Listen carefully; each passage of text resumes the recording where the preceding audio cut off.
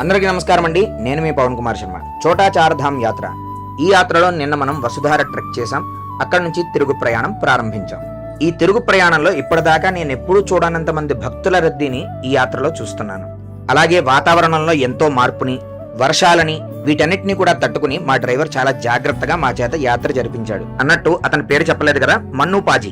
అలా యాత్రా విశేషాలు చెప్పుకుంటూ తిరుగు ప్రయాణంలో మేం చేరుకున్నాం ధారీదేవి టెంపుల్. 2013లో వచ్చినటువంటి భారీ ప్రళయానికి కారణం ఈ అమ్మవారి దేవాలయాన్ని తొలగించడమే అంటారు. అందుకే ఆ అమ్మవారి దేవాలయాన్ని ఎక్కడైతే తొలగించారో అక్కడే పద్ధతిగా పునర్నిర్మాణం చేశారు. ఇక అక్కడి నుంచి బయలుదేరి మేం చేరుకున్నాం దేవప్రయాగ్కి. ఈ యాత్రలో పంచప్రయాగుల్లో చిట్ట చివరిది ఈ దేవప్రయాగ్. ఈ ప్రదేశం వరకు కూడా గంగా నది, ధౌలీ గంగా, అలకనంద, మందాకిని, పిండ్ గంగా, భాగీరథి అనే పేర్లతో వస్తూ ఈ దేవ్ ప్రయాగ్ లో ఏకమై గంగగా పిలువబడుతుంది. అలా మా ప్రయాణాన్ని పూర్తి చేసుకుని చివరిగా మేము ఎక్కడ మొదలు పెట్టామో అక్కడికి చేరుకున్నాం. అదే హరిద్వార్.